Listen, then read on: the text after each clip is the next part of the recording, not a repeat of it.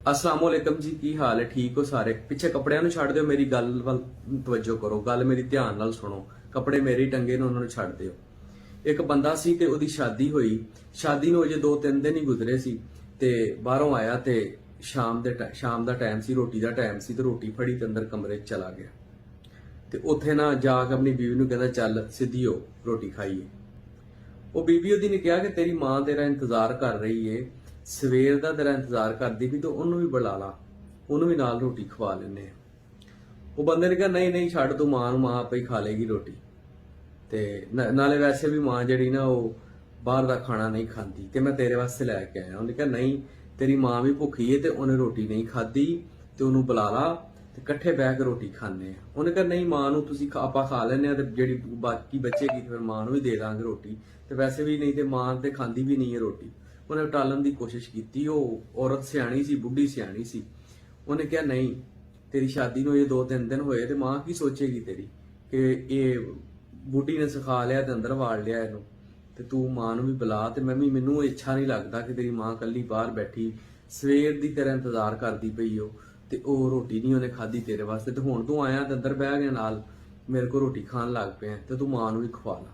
ਖੈਰ ਬੜੀ ਬਹਿਸ ਕੀਤੀ, ਉਹ ਬੰਦਾ ਨਾ ਮੰਨਿਆ। ਜਦੋਂ ਬੰਦਾ ਨਾ ਮੰਨਿਆ ਤਾਂ ਬੁੱਢੀ ਨੇ ਕਿਹਾ, ਠੀਕ ਹੈ ਤੂੰ ਮੈਨੂੰ ਤਲਾਕ ਦੇ ਦੇ, ਮੈਂ ਤੇਰੇ ਕੋਲ ਨਹੀਂ ਰਹਿਣਾ।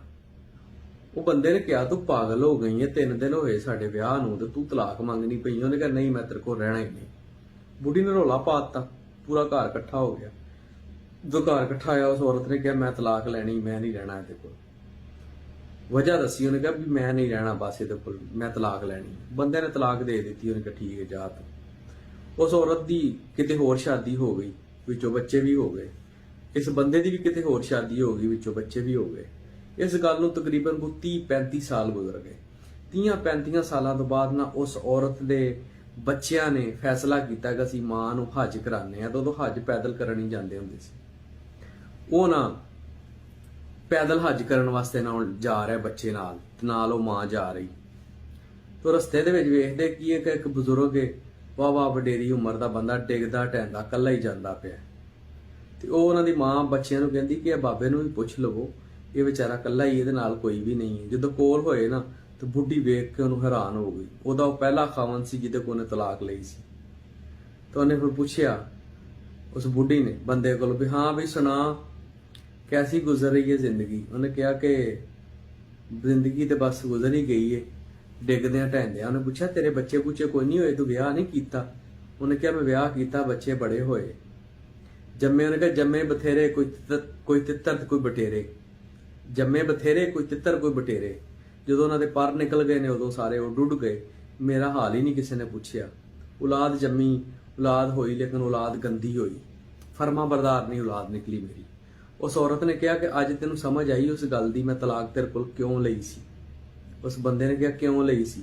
ਉਹਨੇ ਕਿਹਾ ਕਿ ਜਿਸ ਵਕਤ ਤੂੰ ਆਪਣੀ ਮਾਂ ਦਾ ਫਰਮਾ ਬਰਦਾਰ ਨਹੀਂ ਸੀ, ਤੂੰ ਆਪਣੀ ਮਾਂ ਨੂੰ ਨਾਲ ਬੁਹਾ ਕੇ ਰੋਟੀ ਨਹੀਂ ਸੀ ਖਵਾ ਸਕਦਾ, ਉਦੋਂ ਹੀ ਮੈਂ ਸਮਝ ਗਈ ਸਾਂ ਕਿ ਕੱਲ ਨੂੰ ਜਦੋਂ ਮੇਰੀ ਔਲਾਦ ਹੋਣੀ ਨਾ, ਮੇਰੀ ਤੇਰੇ ਵਿੱਚੋਂ ਮੇਰੀ ਔਲਾਦ ਹੋਣੀ ਹੈ ਨਾ, ਤੇ ਉਹਨੇ ਫਰਮਾ ਬਰਦਾਰ ਨਹੀਂ ਹੋਣਾ ਤੇ ਮੰਮੀ ਜ਼ਲੀਲ ਹੋਣਾ ਤੇ ਨਾਲ ਤੂੰ ਹੀ ਹੋਣਾ। ਇਸ ਵਾਸਤੇ ਮੈਂ ਤੇਰੇ ਕੋਲ ਤਲਾਕ ਲਈ ਸੀ। ਤੇ ਉਹ ਬੰਦਾ ਬੜਾ ਪਰੇਸ਼ਾਨ ਹੋਇਆ। ਉਹਨੇ ਕਿਹਾ, ਗੱਲ ਤੇ ਤੂੰ ਵੈਸੇ ਸਹੀ ਕੀਤੀ ਸੀ। ਉਹਨੇ ਕਿਹਾ, ਵੇਖ ਮੈਂ ਇੱਕ ਨੇਕ ਬੰਦੇ ਦੇ ਨਾਲ ਸ਼ਾਦੀ ਕੀਤੀ ਤੇ ਅੱਜ ਔਲਾਦ ਮੇਰੀ ਮੇਰੇ ਨਾਲ ਹੈ ਔਰ ਫਰਮਾ ਬਰਦਾਰ ਵੀ ਹੈ, ਪਿਓ ਦੀ ਵੀ ਫਰਮਾ ਬਰਦਾਰ ਹੈ, ਮੇਰੀ ਵੀ ਫਰਮਾ ਬਰਦਾਰ ਹੈ। ਤੁਹਾਨੂੰ ਗੱਲ ਸੁਣਾਉਣ ਦਾ ਮਕਸਦ ਇਹ ਆ ਕਿ ਰੋਜ਼ ਦੇ ਰੋਣ ਨਾਲੋਂ ਜਾਂ ਕੱਲ ਦੇ ਰੋਣ ਨਾਲੋਂ ਇੱਕ ਦਿਨ ਹੀ ਰੋ ਲਓ।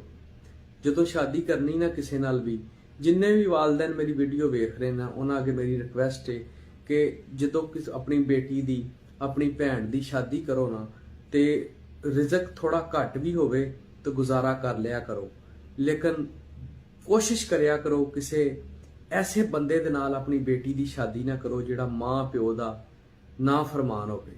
ਨਾ ਫਰਮਾਨ ਪੁੱਤਰ ਜਿਹੜਾ ਹੁੰਦਾ ਹੈ ਨਾ, ਉਹ ਕਦੀ ਵੀ ਕਾਮਯਾਬ ਨਹੀਂ ਹੁੰਦਾ। ਉਹ ਬਾਅਦ ਦੇ ਵਿੱਚ ਤੁਹਾਡੀ ਧੀ ਨੂੰ ਵੀ ਜ਼ਲੀਲ ਕਰੇਗਾ। ਆਪ ਦੇ ਮੁਕੱਦਰਾਂ ਦੇ ਵਿੱਚ ਧੱਕੇ ਲਿਖੇ ਹੀ ਹੁੰਦੇ ਨੇ।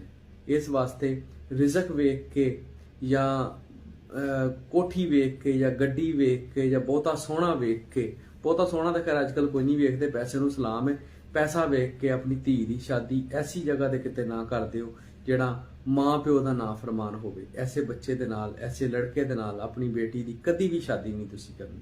ਕੋਸ਼ਿਸ਼ ਕਰਨੀ ਹੈ ਕਿਸੇ ਅੱਛੇ ਇਨਸਾਨ ਦੇ ਨਾਲ ਜਿਹੜਾ ਮਾਂ ਪਿਓ ਦਾ ਫਰਮਾ ਬਰਦਾਰ ਹੋਵੇ, ਉਹਦੇ ਨਾਲ ਸ਼ਾਦੀ ਕਰੋ, ਤਾਂ ਕਿ ਕੱਲ ਨੂੰ ਤੁਹਾਡੀ ਧੀ ਵੀ ਸੁਖੀ ਰਵੇ ਤੇ ਉਹਦੇ ਵਿੱਚ ਜਿਹੜੀ ਔਲਾਦ ਹੋਵੇ ਉਹ ਮਾਂ ਪਿਓ ਨੂੰ ਮਰਨ ਤੋਂ ਬਾਅਦ ਪੜ੍ਹ ਕੇ ਵੀ ਬਖਸ਼ੇ।